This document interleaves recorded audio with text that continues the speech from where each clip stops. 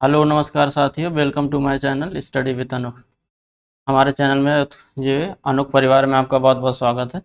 आज हम बात करेंगे, अभी तक हमने डिस्कस किया, लास्ट 10 क्लासेस हो गई हैं। इसमें से हमने क्या क्या डिस्कस किया है कि पहला पार्ट्स ऑफ कॉन्स्टिट्यूशन डिस्कस किया है, पार्ट्स हो गए आपके। फिर इसके बाद हिस्टोरिकल बैकग्राउंड हो गया। फिर इसके बाद शेड्यूल्स हो गए हैं, हिस्टोरिकल बैकग्राउंड के क्वेश्चंस भी हमने करा दिए हैं। फिर मेकिंग ऑफ कॉन्स्टिट्यूशन हुआ है और उसके भी क्वेश्चंस हो गए हैं। तो आज हम पढ़ते हैं सोर्सेस ऑफ इंडियन कॉन्स्टिट्यूशन। तो एक टर्म आपने सुना होगा कि जो इंडियन कॉन्स्टिट्यूशन को बोला जाता है, उधार का थैला क्यों बोला जाता है। सुना है आपने, सब टर्म जरूर सुना होगा। और अक्सर ये क्वेश्चन में आता ही है कि इंडियन कॉन्स्टिट्यूशन को उधार का थैला क्यों कहा जाता है, या why the Indian constitution, why the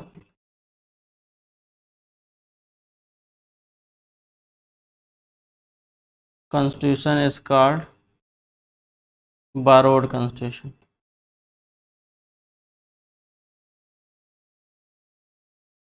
ठीक है, या उधार का थैला। तो इसका रीज़न क्या है? क्योंकि जैसे इंडियन कॉन्स्टिट्यूशन की अगर हम बात करते हैं, तो जो इंडियन कॉन्स्टिट्यूशन है, तो उसमें क्या है, मोस्ट ऑफ द जो प्रोविजंस हैं,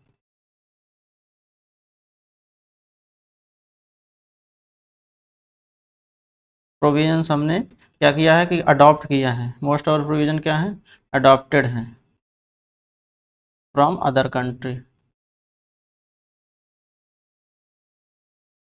तो इसीलिए बोला जाता है कि इंडियन कॉन्स्टिट्यूशन को उधार का थैला या बारोड कॉन्स्टिट्यूशन। इंडियन कॉन्स्टिट्यूशन ने more than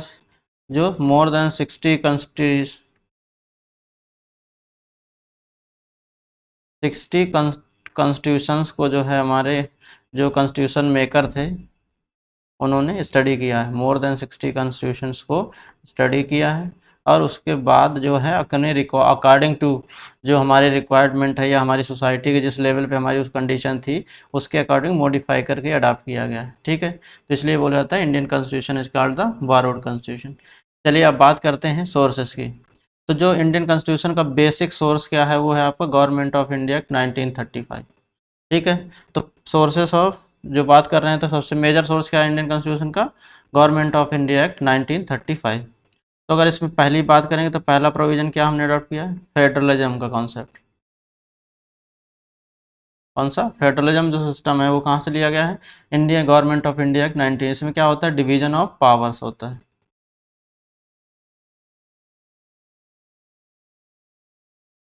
division of powers में क्या करते हैं, जैसे याद होगा आपको, तीन लिस्ट होती हैं, union list, state list and कॉनकरेंट list.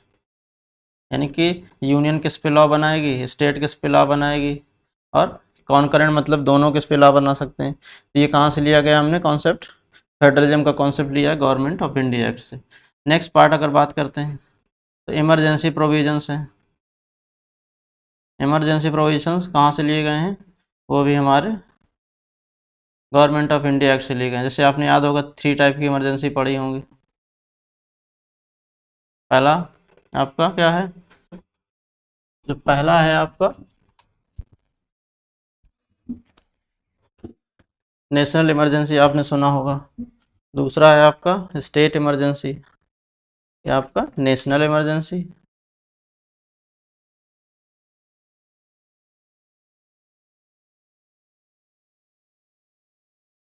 फिर स्टेट इमरजेंसी, या इसी को बोलते हैं प्रेसिडेंट रूल। और जो थर्ड है आपकी फाइनेंशियल इमरजेंसी।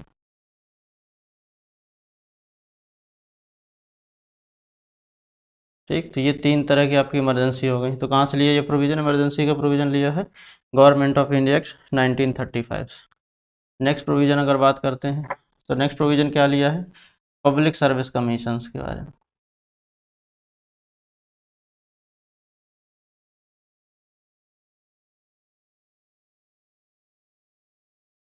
जैसे आपने याद पढ़ते हैं हम लोग किसकी तरह, लोग पढ़ते हैं सब, यूपीएससी है ये, और स्टेट पब्लिक से एसपीएससी है। स्टेट पब्लिक सर्विस जैसे क्या, यूपी पीसीएस जो आपका है, ठीक है, एमपी पीसीएस हो गया आपका। ये बीपीएससी हो गया, ये सारे क्या हैं, पब्लिक सर्विस कमीशन है। तो आगे बढ़ते हैं हम लोग। इसके बाद और हमने इससे क्या लिया है, जो इंडिया का जुडिशियल सिस्टम लिया गया है, कहाँ से लिया है, ये गवर्नमेंट ऑफ इंडिया से। जैसे जुडिशियल सिस्टम की बात करें तो इंडिया के जुडिशियल सिस्टम क्या है, इंटीग्रेटेड जुडिशियल सिस्टम है। क्या है, इंटीग्रेटेड है जुडिशियल सिस्टम। इंटीग्रेटेड का मतलब क्या है, कि मतलब कोई भी एक हायर और हाईएस्ट अथॉरिटी अगर कोई है तो कॉमन हाईएस्ट अथॉरिटी है, यानी कि जो हाई कोर्ट है एंड सुप्रीम कोर्ट है, और और दूसरे क्या होते हैं,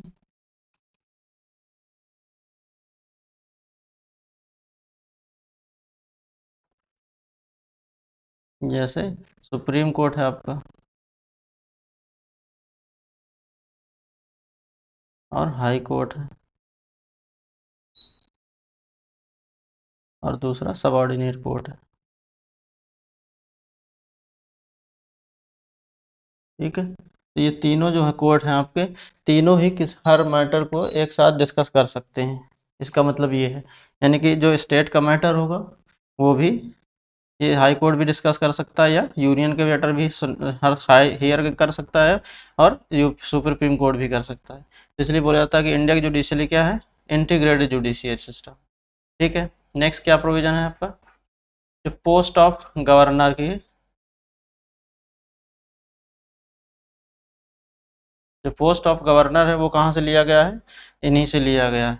ठीक है, इसका मतलब क्या, जैसे स्टार्टिंग में आपने पढ़ा होगा हिस्ट्री में, जब पढ़ते हैं तो क्या था, गवर्नर जनरल ऑफ बंगाल हुआ करता था। लेटर तो बाद में क्या हो गया, वो गवर्नर जनरल ऑफ इंडिया हो गया, और फिर उसके बाद क्या हो गया, वायसराय हो गया। ठीक, तो इसी तरह से जब ये वायसराय हो तो अब क्या बोलते हैं, गवर्नर बोलते हैं उसी को। ठीक है, तो ये पोस्ट ऑफ गवर्नर कहाँ से ली गई है, हमने गवर्नमेंट ऑफ इंडिया एक्ट 1935 से लिया गया। और प्रोविज़न क्या है, और ये प्रोविज़न मेजर प्रोविज़न इसमें डिस्कस करेंगे, जैसे एडमिनिस्ट्रेटिव स्ट्रक्चर।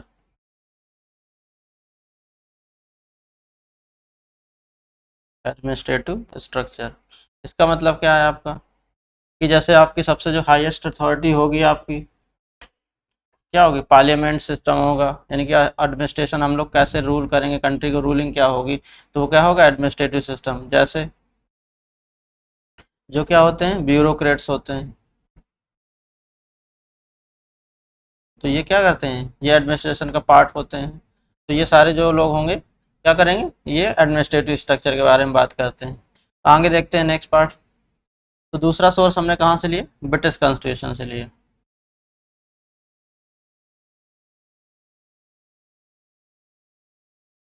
तो ब्रिटिश कॉन्स्टिट्यूशन से हमने क्या लिया, ये देखें अगर, पहला तो वही सिंपल सा भाव है कि हमने क्या लिया, parliamentary form of democracy, parliamentary system लिया है। ठीक है, पार्लियामेंट्री सिस्टम हो गया। इसमें दूसरा क्या हो गया, रूल ऑफ लॉ कहाँ से लिया है,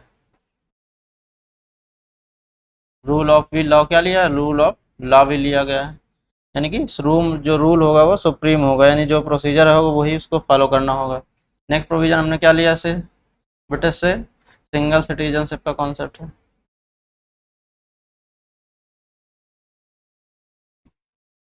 तो अगर यूएस में देखें तो एक अगर एक सिटीजन जो होगा आपका, ठीक है, तो वो क्या होगा, एक स्टेट का भी सिटीजन होगा, यानी कि स्टेट का भी सिटीजन होगा, प्लस यूएस का भी, यूएसए मतलब जो यूनियन जो है, यूएसए यूनियन जो होगी उसका भी सिटीजन होता है। तो यानी कि जो भी स्टेट में स्पेशल अगर राइट होंगे उस स्टेट के सिटीजन को, तो वो राइट्स उस पर्टिकुलर पर्सन को मिलेंगे, और जो कॉमन राइट्स होंगे जो यूएसए यूनियन है उसके जो भी राइट्स होंगे वो उस सबको मिलेंगे जितने भी स्टेट्स की पार्ट होंगे। तो अपने यहाँ पे क्या है, सिर्फ सिंगल सिटीजन है, कहीं पर भी अपने यहाँ पर मेंशन नहीं कि कोई डबल सिटीजनशिप थी। इसके पहले जम्मू कश्मीर का एक माना जाता था कि वहाँ पर स्पेशल आर्टिकल हुआ करता था 335A, जिसकी वजह से वहाँ का स्पेशल सिटीजनशिप माना जाता था। बट जब अभी, हाँ, जब हमने 5 नवंबर को जो एक्ट आया था, 5 सितंबर को, 2019 में, तो जिसके बाद से उसको अबॉलिश कर दिया गया आर्टिकल 370। जब आर्टिकल 370 अबॉलिश किया गया तो वो उसका ही पार्ट क्या था, ये आर्टिकल 35 है, तो ये ऑटोमेटिकली क्या हो गया, अबॉलिश्ड हो गया। तो अब कहीं पर भी ऐसा नहीं है कि अलग से कोई सिटीजनशिप का कॉन्सेप्ट हो इंडिया में, ठीक है। दूसरा क्या है, चौथा प्रोविजन क्या है आपका जो हमने लिया बेटा से, by cameral house, by cameralism. इसका मतलब क्या, यानी कि दो बाई मतलब क्या होता है, दो दो हाउस होते हैं, एक अपर हाउस, एक क्या होता है लोअर हाउस। तो ये दोनों हाउस क्या होंगे, यानी कि जैसे इसे बोलते हैं, अगर हमें यूएसए की बात करें यहाँ पे सीनेट, यहाँ पे लोकल या लोअर हाउस या पॉपुलर हाउस को बोला जाता है। तो इस तरह के ये बाइकैमरल सिस्टम हमने अडॉप्ट किया। आगे बढ़ते हैं हम लोग। तो नेक्स्ट जो है कंट्री कहाँ से कॉन्स्टिट्यूशन, नेक्स्ट कॉन्स्टिट्यूशन कहाँ पे, हमने यूएस कॉन्स्टिट्यूशन की अब बात करते हैं। यूएस कॉन्स्टिट्यूशन से हमने क्या किया, जैसे आपको याद होगा सबसे इंपॉर्टेंट प्रोविजन क्या बोला जाता है, फंडामेंटल राइट्स।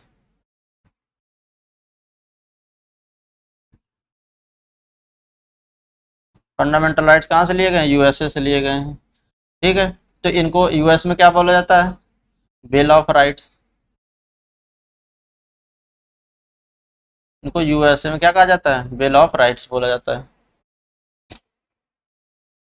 नेक्स्ट अगर पार्ट बात करें तो office of vice president,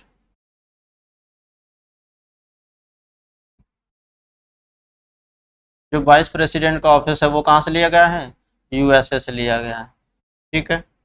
next अगर बात करें तो इम्पीचमेंट प्रोसेस लिया गया है, इम्पीचमेंट ऑफ प्रेसिडेंट, यानी कि जो राष्ट्रपति का महाभियोग चलाने का जो प्रोविजन है वो कहाँ से लिया गया, हमने यूएसए से लिया गया है। अगर नेक्स्ट प्रोविजन बात करें जो हमने अडॉप्ट किया, क्या, इंडिपेंडेंट ऑफ जुडिशियल सिस्टम,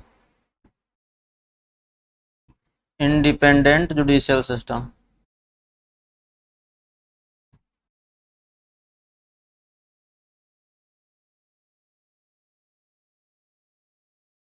कहाँ से लिया, अमेरिका से। यानी कि जुडिशियरी के काम में कोई हस्तक्षेप नहीं करेगा, यानी कि जो उसकी पावर होंगी वो सुप्रीम पावर की तरह से काम करेंगे, ठीक है। यानी कि लेकिन जो भी क्या है, सॉवरेन कोई चीज़ नहीं मानी जाएगी। आगे बढ़ते हैं। फिर इसके बाद बात करते हैं अगर, तो सस्पेंशन ऑफ जो है, सस्पेंशन और डिसमिसल ऑफ,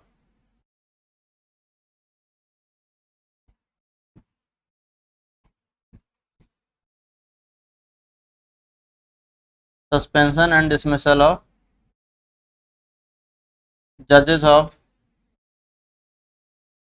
सुप्रीम कोर्ट,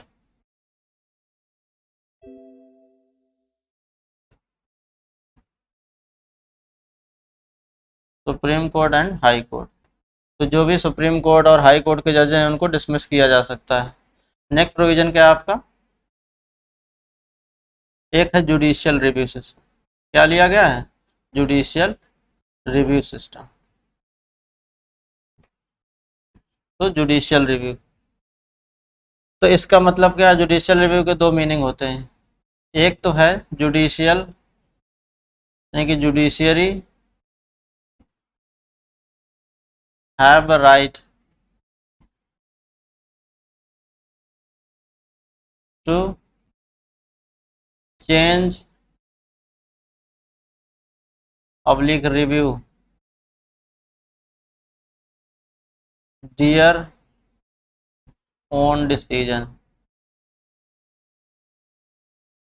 इसका मतलब क्या हुआ कि जुडिशरी के पास एक तो राइट है अपना, कि अपना खुद का डिसीजन, जैसे उसने प्रीवियस में कुछ दिया हो और वो दूसरे जजमेंट में कोई दूसरा डिसीजन दे दे, तो उसके पास रिव्यू करने की पावर है, ठीक है।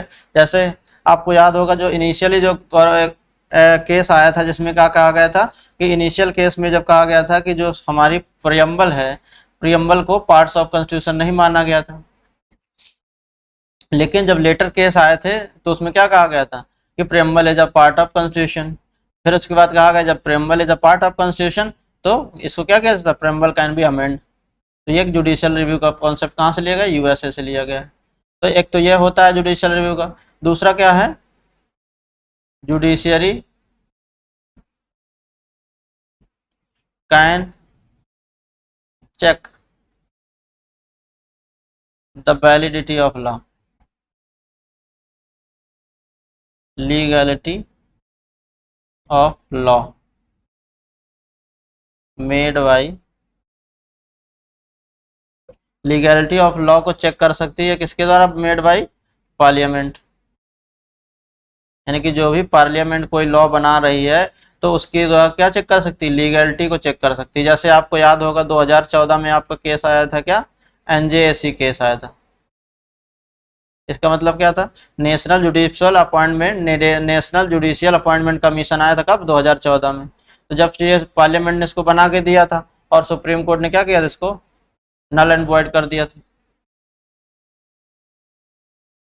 ठीक है, तो ये कर सकता है। उन्होंने कहा ये बेसिक स्ट्रक्चर के खिलाफ है, तो इसलिए इसको क्या कर दिया इन्होंने, नल एंड वॉइड यानी असंवैधानिक करार दिए गए। तो जुडिशियल पावर का मतलब ये है, आप दो सेंस में हमेशा समझ सकते हैं कि जुडिशियरी अपने भी डिसीजन को क्या कर सकती है, रिव्यू कर सकती है, और इन टाइम बिंग अगर उसको लगता है कि पहले जो डिसीजन दिए गए हैं वो चेंज करने लायक हैं तो उसको चेंज कर सकती है। दूसरा क्या है कि जो भी पार्लियामेंट कोई लॉ बनाती है तो उसकी लीगैलिटी भी वो चेक कर सकती है। तो जैसे एग्जाम्पल के तौर पर आप लिख सकते हो, एनजेएसी केस जब 2014 में आया था 99th कॉन्स्टिट्यूशनल अमेंडमेंट के थ्रू। चलिए अब आगे बढ़ते हैं। नेक्स्ट कंट्री है जहां से हमने क्या लिया, कहीं से, तो कनाडा। नेक्स्ट कंट्री क्या है, कनाडा। तो कनाडा से हमने क्या लिया है, सबसे ज़्यादा क्या लिया है, यूनिटरी फीचर को ज़्यादा लिया है। यानी कि यूनिटरी जो फीचर है, फीचर्स को हमने ज़्यादा अडॉप्ट किया है, या इसी को बोलते हैं कि जहां पर मतलब यूनिटरी फीचर का मतलब क्या है, more powerful union is more powerful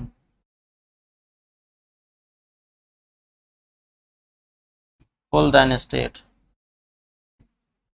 इसका मतलब ये आता है कि यूनियन गवर्नमेंट के पास पावर ज़्यादा होगी इन कंपेरिजन टू स्टेट। अगर फेडरल की बात करेंगे तो दोनों के पास ही अप्रॉक्सीमेट इक्वल अपनी अपनी जगह पर दोनों के पास पावर ज़्यादा ही होंगी। चलिए आगे बढ़, तो इसमें और क्या देखते हैं, और क्या लिया हमें। तो ये तो पहला प्रोविजन जो लिया बनाया गया था। दूसरा प्रोविजन क्या लिया, तो वहां पर देखिए पोस्ट ऑफ गवर्नर लिया गया था उस वाले केस में, जो गवर्नमेंट ऑफ इंडिया एक्ट में। यहाँ पर क्या है, appointment of governor. Appointment of governor का जो प्रोविजन है वो कहाँ से लिया गया है, अपॉइंटमेंट ऑफ गवर्नर का प्रोविजन कहाँ से लिया गया है, कनाडा से।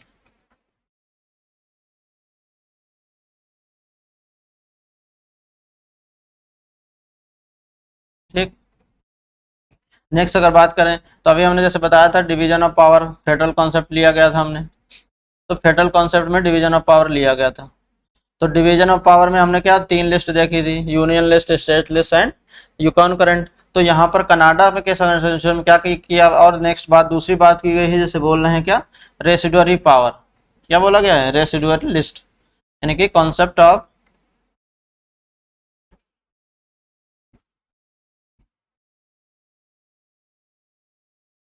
Of residual. रेसिडुअल लिस्ट का मतलब क्या, जैसे कि इंडिया जब इंडिपेंडेंट आपका हुआ था 1947 की बात अगर हम करें, इन 1947, तो क्या साइबर क्राइम कभी होता था, आपने वर्ड सुना होगा उस समय। तो ये कोई क्राइम नहीं होता था उस समय, या कोई ऐसा कोई टर्म ही नहीं होता था 1947। बट आज क्या है, ये सब होते हैं। तो जो अगर ये सब्जेक्ट अगर बात आएगा तो किस में आएगा आपका, ये रेसिडुअल लिस्ट का पार्ट होगा। किसका पार्ट होगा, रेसिडुअल लिस्ट का। और जो रेसिडुअल लिस्ट किसके पास होगी, ये यूनियन के अंडर होगी। किसके अंडर होगी, यूनियन गवर्नमेंट के अंडर रहेगी हमेशा। यानी कि जितनी भी रेसिडुअल पावर होंगी वो किसके पास होंगी, रेसिडुअल पावर्स लिस्ट जो होंगी ये किसके पास होगी, यूनियन गवर्नमेंट के अंडर होंगी। ये चीज़ है रेसिडुअल लिस्ट। ठीक है, आगे बढ़ते हैं हम लोग। नेक्स्ट देखते हैं फ्रेंच। तो फ्रेंच से हमने क्या लिया, आपको याद होगा फ्रेंच से। तो एक तो पहले क्या था, रिपब्लिक जो ऐसे हम लोग मानते हैं, तो वहां पर भी क्या होता है, रिपब्लिक। तो अगर फ्रेंच कॉन्स्टिट्यूशन की बात करते हैं,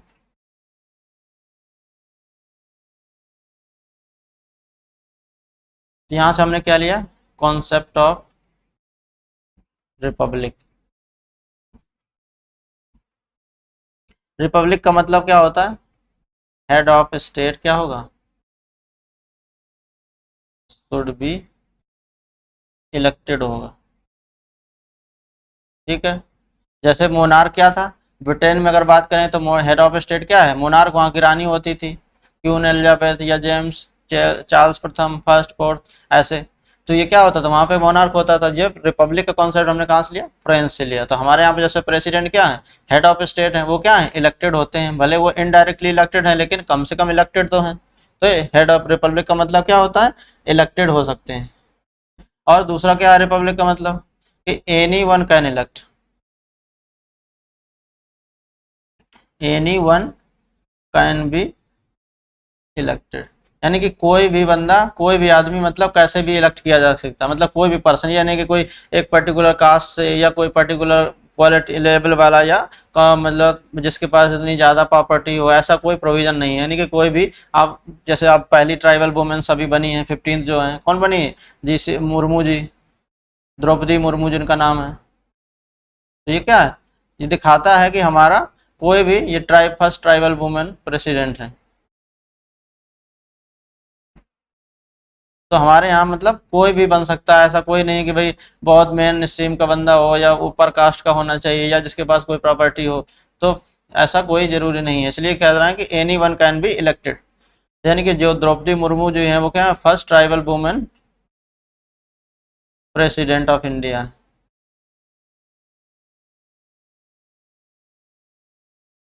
और इन्हीं को क्या कह सकते हो? या सेकंड ओवरऑल कौन सी second women president of India है।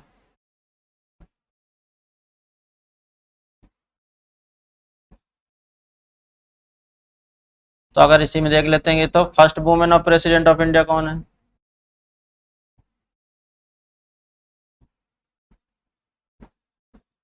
आपको याद होगा क्या यार? प्रतिभा देवी सिंह जी पाटिल। प्रतिभा देवी सिंह पाटिल। ठीक है, तो ये first women of president of India है। आगे बढ़ते हैं। ये तो हमने फ्रेंच अगर मतलब एज कॉन्स्टिट्यूशन से लिया, तो फ्रेंच रिवॉल्यूशन से भी हमने लिया, क्या लिया है?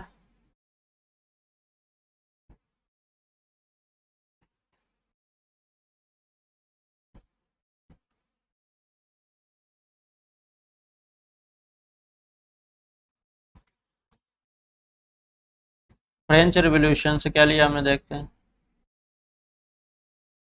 तो ये 3 टर्म लिए हमने, क्या? Liberty, equality and fraternity. क्या लिया गया है? फ्रेटर्निटी। लिबर्टी का मतलब क्या होता है? रिस्ट्रेन फ्रॉम एनी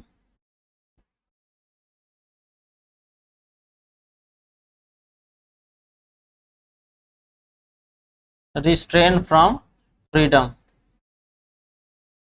या किसी फोर्स से हमको क्या करना है? रिस्ट्रेन रहे, मुक्ति मिल रहे उससे कोई, ऐसा कहने का मतलब। इक्वलिटी का मतलब क्या है आपका? ठीक है, इक्वलिटी मतलब क्या? सभी इक्वल हों, यानी इक्वल पावर्स होंगे या इक्वल राइट्स होंगे। ये हो गया आपका इक्वलिटी का कॉन्सेप्ट। फ्रेटर्निटी का मतलब क्या होता है? भाईचारा, ब्रदरहुड जिसे बोलते हैं।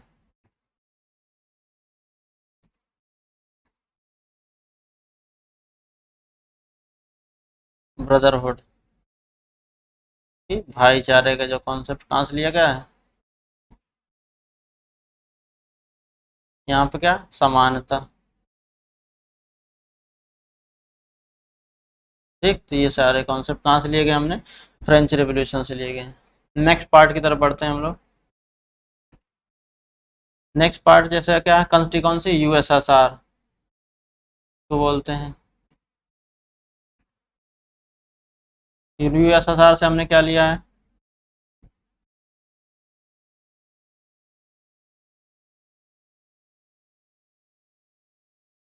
तो यूएसएसआर के कॉन्स्टिट्यूशन से हमने क्या लिया है आप देखते हैं। तो यूएसएसआर से हमने पहली बात आपको याद होगा क्या लिया है? Fundamental duty. पहला क्या लिया प्रोविजन हमने? फंडामेंटल ड्यूटीज कहाँ से लिए हैं? यूएसएसआर से लिया है। और दूसरा क्या लिया है? इकोनॉमिक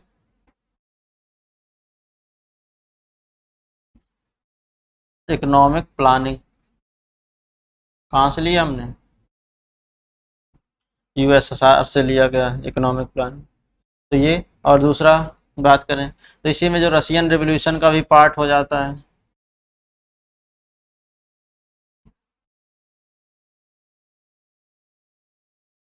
रशियन रिवॉल्यूशन से अगर बात करेंगे तो क्या लिया हमने? जस्टिस लिया है। जस्टिस किस तरह के? 3 तरह के जस्टिस लिए हैं। कौन कौन से? Social, economic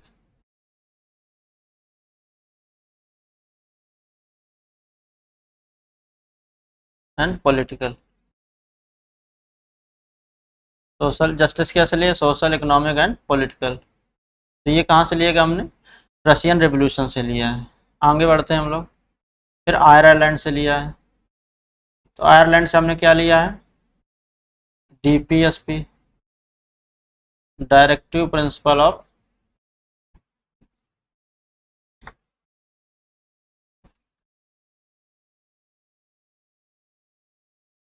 state policy. क्या लिया गया? डीपीएसपी। कहाँ से लिया? आयरलैंड से।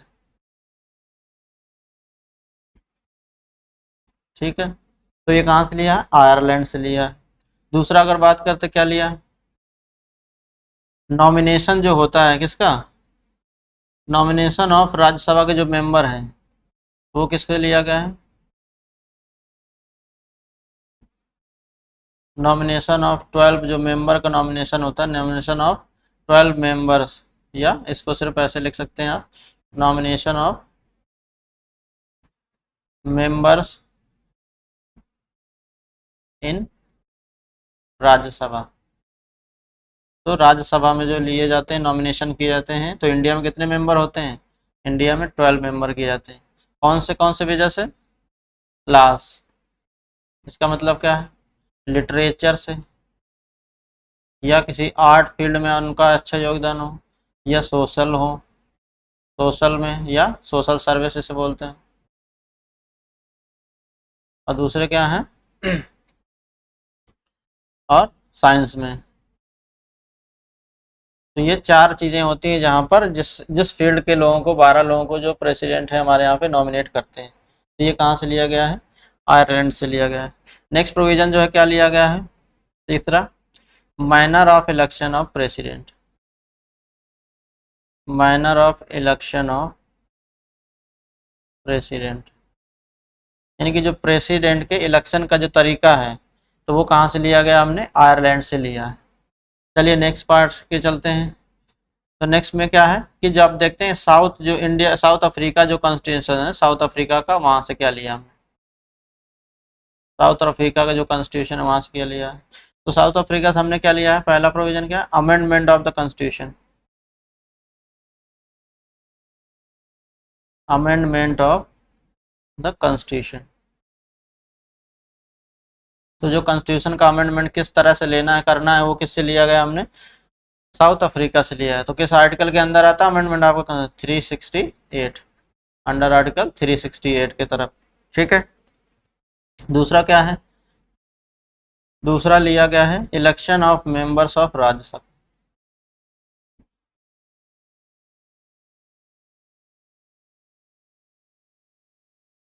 मेंबर्स ऑफ राज्यसभा, यानी कि जो राज्यसभा के मेंबर्स का क्या है? इलेक्शन है, यानी कि इनडायरेक्ट इलेक्शन होता है जो, वो कहाँ से लिया गया? हमने साउथ अफ्रीका से लिया है। नेक्स्ट में बात करते हैं हम लोग। ठीक है, नेक्स्ट कंट्री कौन सी है जिससे लिया हमने? ऑस्ट्रेलिया की बात करते हैं अब। तो ऑस्ट्रेलिया से हमने 3 चीज़ें ली हैं। कौन सा? पहला तो क्या है? ज्वाइंट सिटिंग का कॉन्सेप्ट कहाँ से लिया है? कॉन्सेप्ट कहाँ से लिया है? ऑस्ट्रेलिया से। जैसे कौन से आर्टिकल में आता है? 108 आर्टिकल में आता है। फिर दूसरा क्या लिया पार्ट हमने ऑस्ट्रेलिया से? एक तो कॉनकरेंट लिस्ट ही है। क्या लिया है? कॉनकरेंट लिस्ट। ठीक है, तीसरा क्या लिया हमने? इंटर स्टेट जो ट्रेड कॉमर्स है, inter state trade and commerce with in the territory of India, यानी कि जो इंटर स्टेट ट्रेड और कॉमर्स जो है वो कहाँ से लिया गया हमने प्रोविजंस, ये ऑस्ट्रेलिया से लिया गया है। ज्वाइंट सिटिंग कहाँ से लिया है, ऑस्ट्रेलिया से लिया है। और कॉन्करेंट लिस्ट कहाँ से लिया गया है आपका, ऑस्ट्रेलिया से लिया है। और भी प्रोविजन होता है जो अगर प्रियम्बल की जो लैंग्वेज बोलते हैं, कई बार क्वेश्चन आता है, लैंग्वेज ऑफ प्रियम्बल कहाँ से ली गई है, ये भी कहाँ से, ऑस्ट्रेलिया से। कहाँ से लिया, ये ऑस्ट्रेलिया से। तो ये भाई कई बार क्वेश्चन आता है। तो ये मेजर मेजर देख लिया। और बचा कौन सा, जैसे आपका जापान है, हमने तो जापान के कॉन्स्टिट्यूशन में हमने क्या दे पाया, क्या अडॉप्ट किया, तो वो देखते हैं। तो जापान में क्या होता है, प्रोसीजर एस्टेब्लिश बाय लॉ,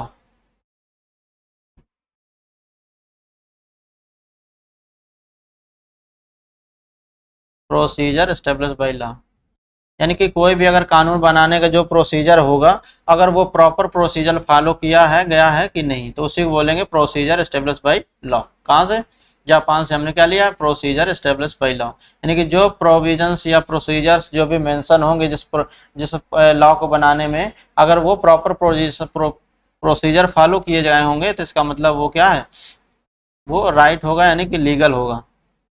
जो ये कॉन्सेप्ट कहाँ पर यूज किया जाता है, जापान में। तो उसी को हमने क्या किया है, अडॉप्ट किया है अपने कॉन्स्टिट्यूशन में। ठीक है। अगर अमेरिका में क्या है, तो अमेरिका में क्या है, due process of law, due process of law कहाँ से है ये, इन अमेरिका में क्या यूज होता है, यूएसए, क्या होता है, ड्यू प्रोसेस ऑफ लॉ। हमने अडॉप्ट क्या किया, ये जापान से। लेकिन जो जुडिशरी है कभी कभी ये भी यूज कर लेती है। आगे चलते हैं हम लोग। तो नेक्स्ट कंट्री कौन सी है, जर्मनी। तो जर्मनी से क्या हमने किया है, जैसे आपको याद होगा फंडामेंटल राइट है, तो क्या इसमें कहा गया कि सस्पेंशन ऑफ फंडामेंटल राइट,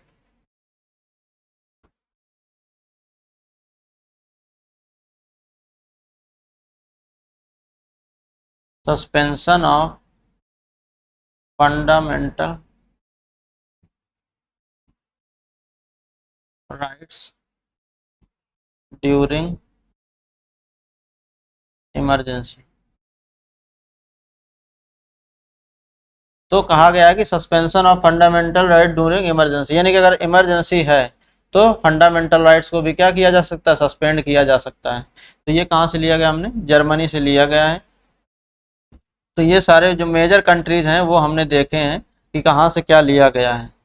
तो अब ये इसके बाद नेक्स्ट क्लास जब आएगी उसमें हम लोग इसके क्वेश्चंस भी करेंगे। और आज की क्लास को यहीं पर साइन ऑफ करते हैं। एंड आप लोगों को बहुत बहुत बधाई, आज गणपति बप्पा गणेश चतुर्थी जी हैं। तो गणेश भगवान आपकी जीवन में बहुत ही मंगलमय लेके आएँ। और आज से आप लोग और भी आगे कुछ अच्छा नया इनिशिएटिव और जो भी आप कर सकते हो अपने परिवार के लिए, अपने माता पिता के सपनों को पूरा करने के लिए, तो ज़रूर उसमें करिए। और जो भी हमारा योगदान होगा तो हम बहुत अपने आप को भाग्यशाली मानेंगे कि थोड़ा सा भी हमने आपके जीवन में पार्टिसिपेट किया उस लक्ष्य को पाने में। तो इसलिए हम बहुत बहुत उम्मीद करते हैं, भगवान से प्रार्थना करते हैं हम सब लोग अच्छे से आगे बढ़ें और आगे बढ़ते रहें। And thank you so much for watching this. और अब कमेंट जरूर किया करें, जिससे और पीटीएफ पीपीटी के लिए आपको बताया हमने, स्टडी टेलीग्राम चैनल है हमारा, उसको आप ज्वाइन कर लीजिएगा। स्टडी विद अनोख ये टेलीग्राम का चैनल है। और जो प्रीवियस ईयर जो भी क्लास के हैं, प्रीवियस ईयर के जो लेक्चर हैं वो आप इसी में देख सकते हैं। हम लिस्ट भी इसमें ऐड कर देंगे आपको, आपकी सहूलियत के लिए, तो आप आसानी से और देख सकते हैं। और लाइक भी ज़रूर किया करें, कमेंट करें आल्सो, और ज़रूर ज़रूर अपने दोस्तों को शेयर भी करें और सब्सक्राइब भी करें। ठीक है। And thank you so much for watching and having a good day, and thank you again, thank you so much for your love and support। and ये हमें ज़रूरत है इस चीज़ की ही, ताकि हम लोग और आगे बढ़ें और अच्छा नया नया इनिशिएटिव। और ज़रूर आप कोई अगर ऐसा स्पेशल टॉपिक है, कोई एग्ज़ाम आने वाला है, तो ये सीरीज़ तो स्पेशली हम पीटी वगैरह और जो भी प्रीवियस ईयर सारे पेपर होंगे वो सब लेके चल रहे हैं। अभी एक मैं साइंस एक हिस्ट्री की भी हम सोच रहे हैं कि 1800 प्लस के क्वेश्चंस की सीरीज़ शुरू करना चाहते हैं, जिससे सारा क्वेश्चंस के थ्रू हम पूरी आपकी हिस्ट्री रिवीजन करा देंगे और पढ़ा देंगे। Thank you again, thank you so much, have a good day, bye.